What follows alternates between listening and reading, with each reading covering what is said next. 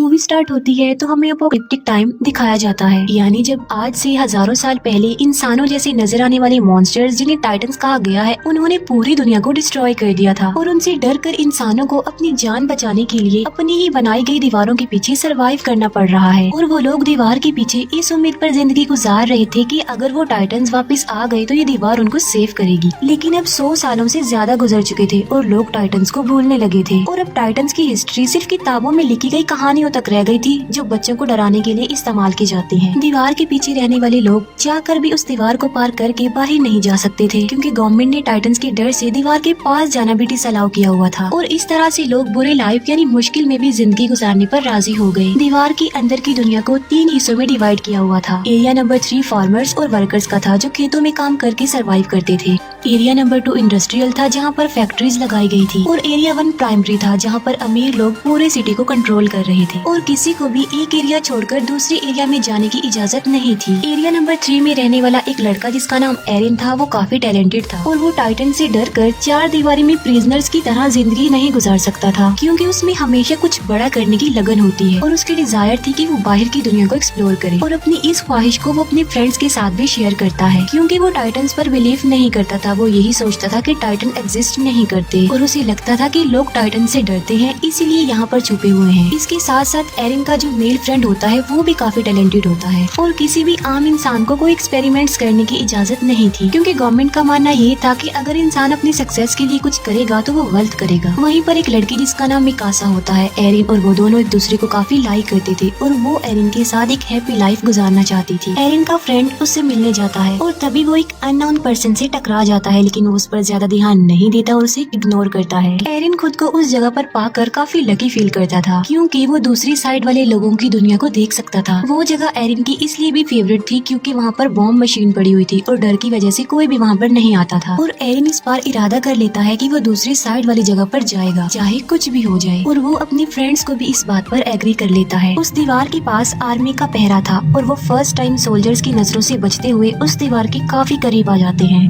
लेकिन इससे पहले कि वो आगे बढ़ते वो पकड़े जाते हैं। उन सोल्जर्स का लीडर उन लोगों को बचा लेता है क्योंकि वो लीडर एरिन को काफी लाइक करता था और उन्हें पता था कि एरिन काफी इंटेलिजेंट है और वो एरिन के इस पैशन को अंडरस्टैंड भी करते थे। अभी वो लोग ये बातें डिस्कस कर ही रहे होते हैं कि जमीन कहाँ उठती है और जब वो दीवार के ऊपर देखते हैं तो उन्हें यकीन नहीं आ रहा होता जो वो देख रहे होते हैं क्योंकि पहली बार इतने खौफनाक डर से उनका सामना जो हो रहा था और वो एक मॉन्स्टर टाइटन था जो कि टाइटन से कई ज्यादा पावरफुल और बड़ा था। और ऐसे मॉन्स्टर्स को जायंट्स कहते हैं और वो उस दीवार से भी काफी बड़ा होता है और आग का बना होता है और उस वक्त वो आग निकाल रहा था और अपने इतने बड़े बड़े पाँव का इस्तेमाल करके वो दीवार को तोड़ने लगता है। वो लोग काफी डरे हुए और काफी हैरान होते हैं। आग के अटैक से काफी बुरा हाल हो चुका था। लीडर एक सोल्जर को ऑर्डर देता है कि वो बॉम्बिंग करना शुरू कर दे लेकिन वो सोल्जर उसे ये कहकर रोक देता है कि गवर्नमेंट ने हमें इन एक्सप्लोजिव का यूज करने से मना किया है। और वो जायंट काफी बड़ा होल करके हवा की तरह गायब हो जाता है और वहाँ पर तूफान आने से पहले जैसी खामोशी छा जाती है और देखते ही देखते वो टाइटन्स मॉन्स्टर्स दीवार के उस होल से बाहर आने लगते हैं। दिखने में तो वो बिल्कुल इंसानों जैसे लग रहे थे लेकिन इंसानों की निस्बत वो काफी लंबे चौड़े थे और इंसानों को देखकर उनके फेस पर इविल स्माइल होती है कि जैसे वो इंसानों को अपना खाना समझ रहे हों।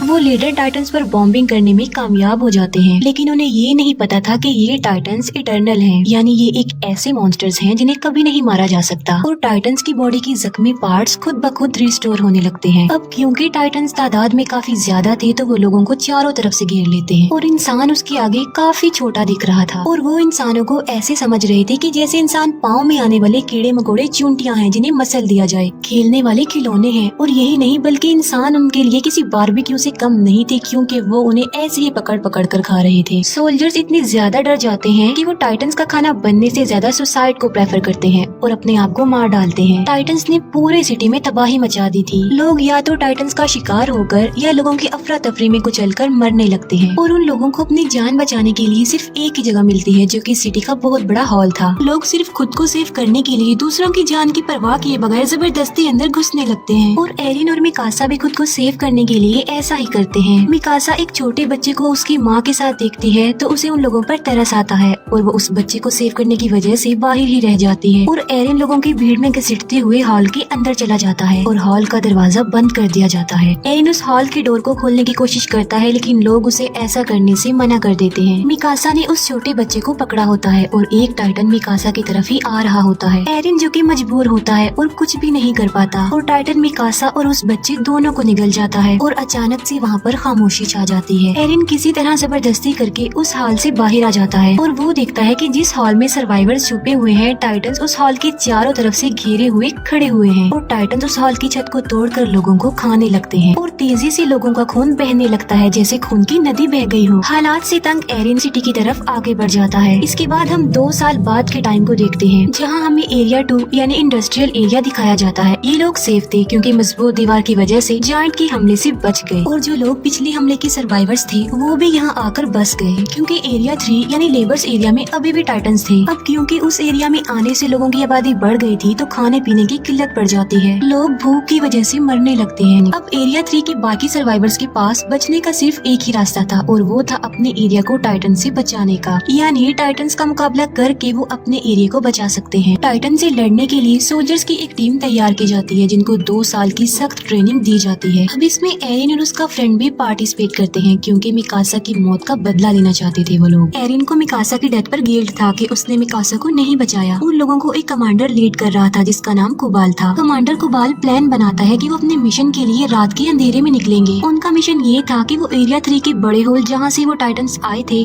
उसे ब्लास्ट की मदद से बंद करने का। प्लान के अकॉर्डिंग वो हॉल के ऊपर वाले पार्ट पर ब्लास्ट करेंगे जिससे होगा ये कि वो टूटा हुआ मलबा नीचे गिरेगा और उससे वो हॉल बंद हो जाएगा और क्योंकि वो दीवार काफी मजबूत है तो ब्लास्ट के बावजूद भी टाइटन्स वहाँ से नहीं आ पाएंगे और अगर वो इस मिशन में सक्सेसफुल हो गए तो वो उन टाइटन्स को मार सकते हैं और उन लोगों की आखिरी उम्मीद यही एक्सप्लोजिव था, यानी इस मिशन में या तो वो मार डालेंगे या मारे जाएंगे। वेपन्स हेड सब सोल्जर्स को अपने बनाए गए खास न्यू वेपन के बारे में बताती है जिसकी मदद से वो हवा में उड़ सकते हैं क्योंकि उन्हें पता चल चुका था कि टाइटन्स की नेक पर अटैक करके उन्हें मारा जा सकता है और वो टाइटन्स दोबारा जिंदा भी नहीं होंगे। प्लान के मुताबिक वो रात के अंधेरे में अपने मिशन के लिए निकल जाते हैं लेकिन अपने टारगेट तक पहुँचने से पहले ही उन्हें रास्ते में कुछ अजीब फील होता है और वो लोग चेक करने के लिए जाते हैं कि आखिर क्या गड़बड़ है। वो समझते हैं कि वो सिर्फ काउस की आवाज है और जब उन्हें रियलाइज होता है कि सब ओके है तो वो चल पड़ते हैं। फिर एक लेडी को किसी छोटे बच्चे के रोने की आवाज सुनाई देती है और वो सोचती है कि बच्चा मुसीबत में है और उसे हेल्प की जरूरत है और वो उसकी हेल्प करने के लिए आगे चेक करने के लिए जाती है। एरिन भी उसके पीछे पीछे जाता है और जब उन्हें बच्चा मिल जाता है तो वो देखते हैं कि ये तो टाइटन का बच्चा है और वो जायंट बच्चा उन्हें पकड़ने की कोशिश करता है और नीचे गिर जाता है और नीचे गिरते ही वो जोरों से रोने लगता है। उसकी आवाज सुनकर सब टाइटन जाग जाते हैं और उधर आने लगते हैं और उन लोगों को घेर लेते हैं और अब वो लोग काफी बड़ी मुश्किल में फंस चुके थे क्योंकि उनका सेल्फिश कमांडर कुबाल उन्हें इस मुसीबत में छोड़कर वेपन्स वाली गाड़ियां लेकर वहाँ से भाग चुका था। एरिन के फ्रेंड को टाइटन्स पकड़ लेते हैं लेकिन वो दूसरा सोल्जर आकर उसे बचा लेता है और अब वो लोग पूरी तरह से टाइटन से घिर चुके थे और अचानक से वहाँ पर टैलेंटेड टाइटन्स का शिकारी शिकीशिमा वहाँ पर आता है और उसने तकरीबन 10 से 15 टाइटन्स को मार डाला था और शिकीशिमा के साथ एक और बहादुर सोल्जर थी और वो थी मिकासा। जी हाँ, वो जिंदा थी। दोनों मिलकर बहादुरी से अपने फास्ट वेपन्स का यूज करके टाइटन्स को मार डालते हैं। टाइटन्स को मारने के बाद वो अपने टारगेट यानी दीवार के उस होल के पास जाते हैं लेकिन हैरत की बात ये थी कि मिकासा एरिन को अपनी कोई भी फीलिंग्स नहीं दिखा रही थी क्योंकि उस इंसिडेंट के बाद वो सिर्फ अपना बदला लेना चाहती थी। मिकासा को वो टाइटन निगल चुका था लेकिन शिकीशिमा ने उसे बचाया और टाइटन से लड़ना सिखाया। टाइटन से लड़ने का एक सीक्रेट बताता है कि अपने गुस्से को आजाद छोड़कर टाइटन्स पर टूट पड़ो और मुकाबला करो। वो एक बात और बताता है कि इंसान का दुश्मन टाइटन से ज्यादा डर है जो कि उसे छिपने पर मजबूर करता है। तभी उनका सेल्फिश कमांडर कुबाल वहाँ पर आता है। वो कहता है कि मिशन के लिए जो फास्ट वेपन्स हमने यूज करनी थी वो हमारी सीक्रेट जगह पर नहीं मिले बल्कि वो अंडरग्राउंड केव्स में थे और मैं उन एक्सप्लोजिव्स को खोना नहीं चाहता था, इसीलिए मुझे जाना पड़ा क्योंकि हम में कोई तो चीटर है जो वो वेपन चुरा सकता था और एक्सप्लोजिव को खोने का रिस्क वो नहीं ले सकते। वो लोग वेपन्स को लोड करने लगते हैं लेकिन टाइटन्स उनकी आवाजों को सुन लेते हैं और अचानक वो टाइटन्स 2 लोगों को खा जाते हैं। हैं। वो सब लोग काफी घबरा जाते हैं कि लालची लीडर को एक्सप्लोजिव की पड़ी हुई थी और कोई चोर उनके वेपन्स एक्सप्लोजिव से भरी हुई गाड़ियाँ चुरा कर ले जाता है। और एक लेडी जिसके हस्बैंड को टाइटन्स खा चुके थे, गुस्से में आकर वो उस चोर से एक्सप्लोजिव वाली गाड़ी छीन लेती है और एक्सप्लोजिव को बचाए सेव करने के वो उसमें आग लगा देती है और अपने हस्बैंड का रिवेंज लेने के लिए टाइटन्स के बीच में ट्रक को क्रैश कर देती है। लेकिन इतने हैवी ब्लास्ट से भी टाइटन्स को कुछ नहीं होता। लेकिन उनकी आखिरी उम्मीद एक्सप्लोजिव भी अब खत्म हो चुका था। कुबाल भी उन्हें मरने के लिए मुसीबत में छोड़कर चला जाता है और वो लोग टाइटन्स के बीच में बुरी तरह से फंस चुके थे।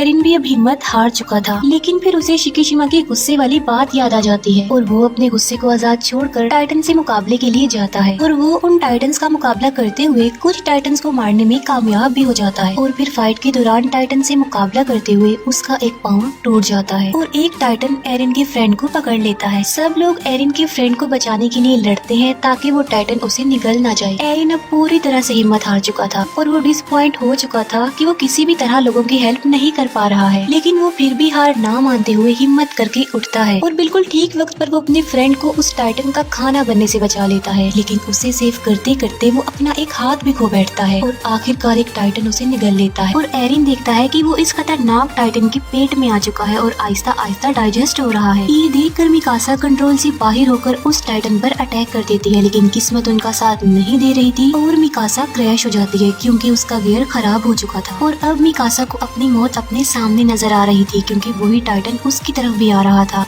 लेकिन अचानक से टाइटन को अपने पेट में कुछ अजीब सा फील होता है और एक काफी बड़ा मॉन्स्टर उस टाइटन की मुंह को चीरते हुए बाहर आ जाता है और एक एक्सप्लोजन से काफी बड़ा जायंट पैदा होता है और ये जायंट बाकी टाइटन्स को मारता जा रहा था। फिर ध्यान से देखने पर उन लोगों को पता चलता है कि ये कोई और नहीं बल्कि ये तो एरिन है। और फिर वो बाकी जायंट्स की तरह कमजोर होकर मरने लगता है। और तभी वो कमांडर जो एरिन के टैलेंट को समझता था वो एक बात कहता है जो किसी को भी समझ में नहीं आती। वो कहता है कि इसकी नेक का पीछे वाला हिस्सा काट दो। अब किसी को उसकी बात समझ में तो नहीं आती, लेकिन फिर भी मिकासा ऐसा ही करती है और वहाँ से एरिन निकलता है। और हैरानी वाली बात तो ये है कि उसका टूटा हुआ हाथ और पाँव अब रीजनरेट हो चुके थे। ये देखकर सब लोग काफी हैरान रह जाते हैं और किसी अननोन रीजन की वजह से शिकीशिमा स्माइल करता है जैसे वो पहले से ही जानता था कि ऐसा होने वाला है। इसके बाद हमें एरिन के पास्ट का एक सीन दिखाया जाता है जहाँ पर एरिन के फादर जो कि साइंटिस्ट थे, एरिन में किसी वजह से कोई वैक्सीन इंजेक्ट करते हैं जिसमें वो कमांडर भी उनके साथ थे। एरिन की मदर उन लोगों को ऐसा करने से मना करती है, जिसके जवाब में वो कहते हैं कि इस वैक्सीन की वजह से एरिन बड़े होकर लोगों की जिंदगी बचाने में एक बड़ा रोल अदा करेगा। इतनी ही देर में कुछ गवर्नमेंट ऑफिसर्स उनके दरवाजे पर नॉक करते हैं और एरिन के फादर एरिन और उस कमांडर को एक रूम में छुपा देते हैं। उन गवर्नमेंट ऑफिसर्स में कुबाल भी शामिल था और उन लोगों को पता चलता है कि एरिन के फादर किसी खुफिया एक्सपेरिमेंट्स पर काम कर रहे हैं और आम लोगों को तो किसी इन्वेंशन एक्सपेरिमेंट्स की इजाजत नहीं थी। और पनिशमेंट के तौर पर वो ऑफिसर्स एरिन के पेरेंट्स को अरेस्ट करके ले जाते हैं और साथ ही उनके एक्सपेरिमेंट्स को भी जला दिया जाता है। और यही वजह थी कि वो कमांडर एरिन को इतना लाइक करते थे उसकी इस खूबी की वजह से। और उन्हें ये भी पता था कि इस वैक्सीन की वजह से एरिन और ज्यादा पावरफुल बन गया ताकि वो लोगों की जिंदगियों को सेव कर सके। एरिन की आँख खुलती है तो वो देखता है कि कुबाल ने उसे कैद किया हुआ है और एरिन को खुद भी इस बात पर यकीन नहीं आ रहा था कि क्या वो वाकई एक जायंट भी बदल गया था। लेकिन साथ साथ उसे खुद पर प्राउड भी फील हो रहा था कि आखिर उसमें एक ऐसी खूबी है जो कि टाइटन्स के खिलाफ इंसानों की मदद करने में इम्पोर्टेंट रोल अदा कर सकती है। लेकिन एरिन कुबाल के लिए एक खतरा था जिसकी वजह से वो उसे प्रिजनर बना के रखता है क्योंकि वो सोचता था कि इंसानों को नए एक्सपेरिमेंट्स और इन्वेंशन करने की कोई जरूरत नहीं है, बल्कि इंसानों को डरपोक बनकर डरते हुए ही इस दीवार के पीछे जिंदगी गुजारनी चाहिए। वो कमांडर जब एरिन की फेवर में बोलता है तब कुबाल उसे शूट करके मार डालता है, लेकिन मरने से पहले वो कमांडर एरिन को एक राज की बात बताता है कि कुबाल ही तुम्हारे पेरेंट्स का कातिल है। ये सुनते ही एरिन और उसके साथी कुबाल के अगेंस्ट हो जाते हैं और तभी अचानक से वहाँ पर पावरफुल जायंट जंप करके आ जाता है और वो आते ही सबसे पहले एरिन को पकड़ लेता है। वो लोग उसे रोकने की कोशिश करते हैं लेकिन वो सबको अपने रास्ते से हटा रहा था। वो एरिन के एक फ्रेंड को भी मारने की कोशिश करता है लेकिन मिकासा उसे ऐसा करने से रोक देती है और ऐसा लग रहा था कि शायद वो मिकासा की बातों को अंडरस्टैंड कर रहा था और वो एरिन को अपने साथ लेकर निकल जाता है और इस सारी फाइट पे कुबाल मारा जाता है। अब क्योंकि एरिन भी उनके पास नहीं था तो उन्हें समझ में नहीं आ रही थी कि क्या किया जाए। फिर एरिन के फ्रेंड को याद आता है कि उनके पास अभी भी एक एक्सप्लोजिव है जिसे वो यूज करके अभी भी अपना मिशन पूरा कर सकते हैं। और वो सब लोग बॉम्ब को रिकवर करने के लिए एरिया 3 में चले जाते हैं। एरिन की आंख एक काफी बड़े और अजीब से रूम में खुलती है और उस रूम में कुछ चीजों के अलावा शिकिशिमा भी था। और यहाँ पर शिकिशिमा बहुत सी बातों को रिवील करता है कि ये टाइटन्स इंसानों के ही बनाए गए हैं, जिनको किसी और ने नहीं बल्कि एरिन के फादर ने ही बनाया था। और उन्होंने ये टाइटन्स आर्मी वेपन्स के लिए बनाए थे, लेकिन उनका एक्सपेरिमेंट फेल हो जाता है, जिसका बैड इम्पैक्ट ये पड़ा कि वायरस तेजी से इंसानों में फैलता गया और इंसान तेजी से टाइटन्स में बदलते गए और उन्होंने दुनिया में तबाही मचा दी।